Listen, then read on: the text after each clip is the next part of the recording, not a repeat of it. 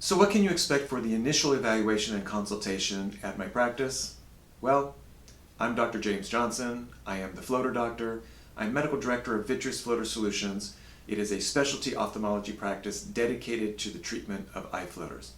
So your initial evaluation consultation visit is blocked off on the schedule for about an hour and a half. I'll meet and greet you. We'll bring you back in here, have you fill out some basic paperwork, a page and a half or so. Mostly what I'm looking for is past eye history, as well as what the floaters look like to you. General medical concerns, your medications, all that kind of stuff, honestly doesn't really affect what I do. I want to know about it, but it doesn't really affect what I do. So pre-existing conditions or even past treatment for retinal detachments and things like that does not mean you're not automatically not a candidate. So fill out some paperwork, then we'll check your vision, check your eye pressure, and I'll put some dilating drops in. Now we have some time. We have some time to talk. Dilation takes, 10 minutes or so. I usually don't even examine the eye for another half an hour or so, because what I'm doing then is I'm going to do a presentation and I'm going to take you on a tour of the eye. We're going to talk about the general basic anatomy of the eye, talk about the optics of the eye, we'll talk about the different fluid chambers, the aqueous and the vitreous. We'll talk about how the optics, how the light rays pass through that vitreous, and regarding eye floaters, what kind of disruptions and disturbances and discombobulations and disorganizations can occur to that vitreous that cause the actual floaters themselves. We'll talk about the different variables that can make your floaters worse or maybe less noticeable. And then I'll talk about the laser, the specifics of the optics and the physics of the laser, how it works, and the safety features built into it that mitigate risk. I can talk about what can be treated, what can't be treated, risks, the likelihood of any of those risks happening to you with treatment, expectations, etc., etc., etc. Depending on how chatty I am, that can be 20, 30 minutes or so. And this is all before I've even looked inside your eyes. So at this point, answer some questions if you have them. Let's take a look at your eye. It really doesn't take very long. Sometimes in the first couple seconds I can look in there and say, it's a this, it's a that, I can treat it. But I will look in there a few different ways, trying to get a bigger picture of the overall situation. Because it usually is more complex than the initial impression. In fact, I have these different sayings and aphorisms. One of them is that there's just always more. You think you have an understanding of it, and you get in there, and sometimes even while you're treating, you'll find there's just a lot more going on. So I'll take a look, I'll have an assessment, and then ultimately I will offer an opinion. And that opinion may be, you are a candidate, or you're not. If you're not a candidate, it really kind of comes down to, can I get at it, and can I get at it safely with an expectation of satisfaction and good results. For instance, if there's a microscopic cluster of floaters right up against the retina there, I just can't treat it. I cannot get that away from the retina. I can't safely fire the laser at that. We're kind of done. And if I am adamant that you are not a candidate for treatment, it's not a negotiable situation. You're just not. I'm not going to take the risk. And if you are a candidate, well, not everybody is an equal candidate. There are some who are very, very good candidates. I might look in there and say, oh, it's a Weiss ring, it's isolated, it's in the middle part of the eye, this is a perfect floater to treat. In my experience, these are the most satisfying to treat. I love those. And then there's the majority of my patients, which are not that. Diffuse clouds, messy stuff all over the place. Sometimes it is just a disaster in there, appears to be. And sometimes I'll look in people's eyes and I think to myself, how can they possibly be functioning with all that stuff in there? I mean, how can they do what they do? And this includes, pilots and software engineers. I mean, people, lawyers, attorneys, people who use their eyes all day long, surgeons, other ophthalmologists. Sometimes I don't know how they've been getting along. So if you are a candidate, then I'll kind of put you on a sliding scale of candidacy. You're an ideal candidate, you're a pretty darn good candidate, we might be a little challenged because of your previous LASIK or cataract surgery, or, it's kind of messy in there, but I've treated these before, here's our expectations, but still an okay candidate. And that can degrade all the way down to, wow, we can try. There's a lot going on in there, but let's try it. Let's see if we can make it better for you. Now that, by the way, that lower end of the spectrum doesn't mean that it's necessarily riskier. I'm just concerned I may not be able to deliver something of value, and that's really important for me. It's not enough for me just to fire the laser and say, hey, sign a piece of paper. You signed the consent form. There's no guarantees. For me, it's really, really important to deliver something of value, and I won't take payment if I'm not satisfied that we're delivering something of value.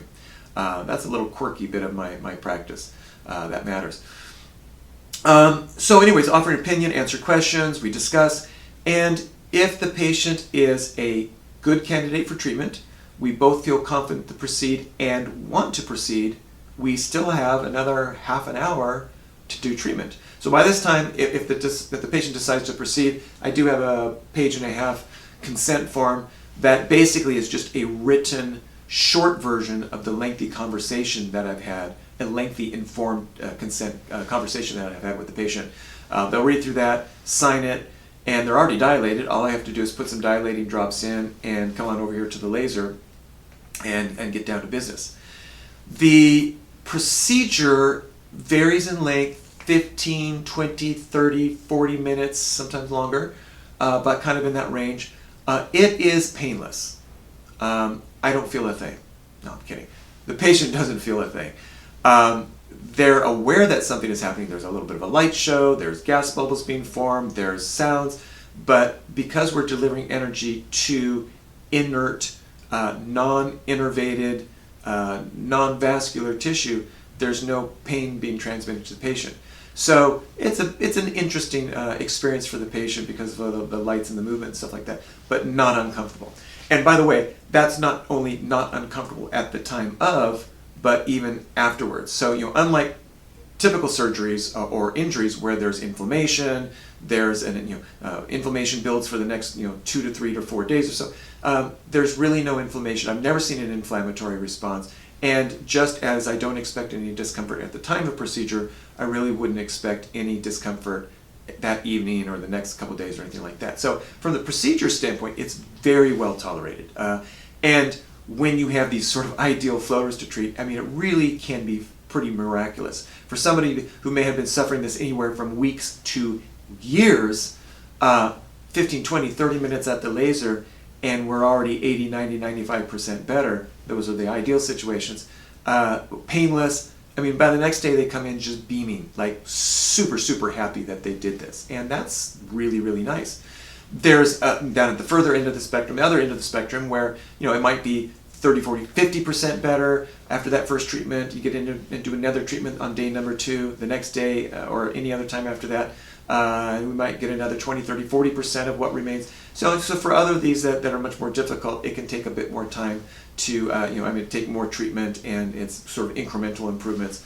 But that's still improvement, especially when you're starting off with just a mess in there. The patients are still very happy, even with 50% improvement after the first treatment. They're usually quite happy with that. As far as timing of treatments, I have a lot of patients that come from out of state, out of the area, out of country. And just to make the best use of that time, I don't want to do a consultation and say, okay, let's schedule you for, I've got a week away or something like that.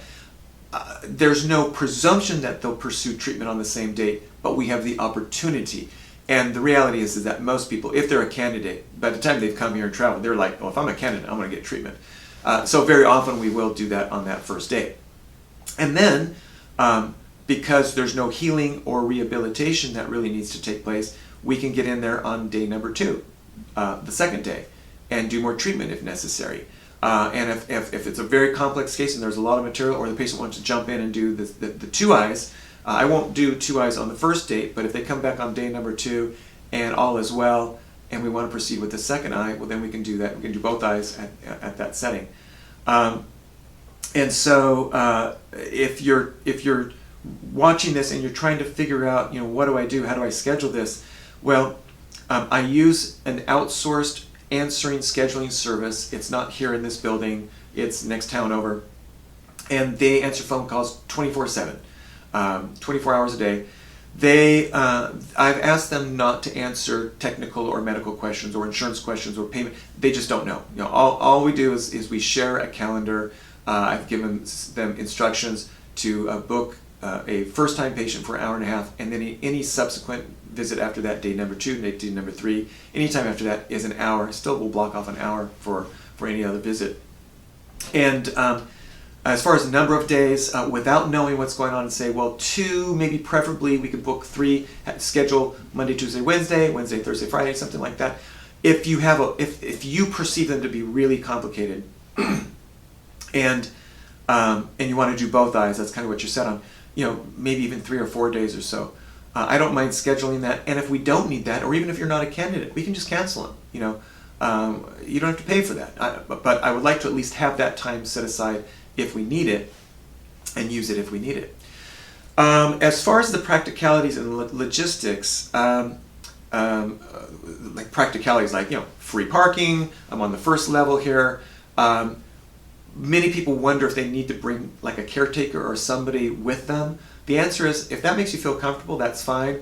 But the majority of my patients, they'll often, they'll come here by themselves, even 10 minutes or so after the procedure, once their eyes sort of recovered from having a bright light shined in there, they throw on some sunglasses and they get in their car and they drive off.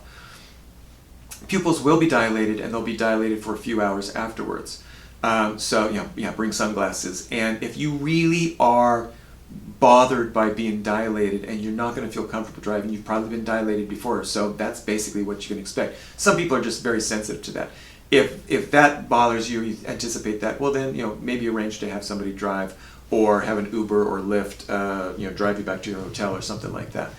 I'm right over here by the airport, Orange County Airport. Airport code is SNA, it stands for Santa Ana. That is literally within walking distance. And there's a couple of hotels within walking distance as well. So if you just really don't want to bother with driving or renting a car, you're just going to be for a couple days, you're just going to go back to the hotel room and read and eat at the hotel restaurant, then fly in, check in, walk over here, walk back. A lot of people do that, and that's one of the convenient things. And although we're right near an airport, it's a nice area. It's not like some of these commercial areas near airports where it's a little skeezy and a little sketchy. It's a very safe area right here in Orange County. As far as afterwards, there's no sedation. And that's why you can drive afterwards. And also, there's truly no restrictions on activities. And you might be thinking, but what about, can I fly afterwards? The answer is, didn't I say there were no restrictions? Oh, but what if I want to exercise or go swimming? Didn't I say there were no restrictions? There are no restrictions. So whatever you want to do afterwards, other than poking your eye, don't do that. But other than that, and by the way, speaking of poking your eye, don't poke your eye. But unlike LASIK or cataract surgery, where they are, they'll put a patch over your eye, they'll put a shield over your eye, don't touch your eye, don't even think about your eye, come back tomorrow, we'll take the patch. I don't do any of that. There are no drops you need to take afterwards, no antibiotics or anti-inflammatory drops. There really are no restrictions. As far as coming back on day number 2, next day or something like that, we'll come back. I don't have to reinvent the wheel each time, so I don't have to do nearly as much talking the second time. We'll get you in, streamline a little bit, see how it's going, assess the results from your standpoint, check your vision, check your pressure, get some dilating drops in, give it about 10 minutes or so to dilate. We'll get in there and do one or the second eye if that's what you're opting for. I don't know if I can think of much else. I think that covers most of the questions that people have about that first evaluation and consultation. I hope that makes it a little bit more personal than just reading a wall of words, which my website tends to be. I apologize. I got a lot to say. And so I think that listening and watching does make this a little more personal, and I hope it answers your questions. If not, you're always welcome to contact me if you have extenuating circumstances, you're just not quite sure if this is really answers your questions. You can contact me on the front of my website. There's a contact form, or you can email me directly, mail, M-A-I-L, @thefloaterdoctor.com. So I hope this has been helpful, and it's always a pleasure to present these to you. I'll do more of these as we go. And I will look forward to seeing you here in my practice. Thank you for your interest. Again, this is Dr. James Johnson. I am the Floater Doctor, signing off.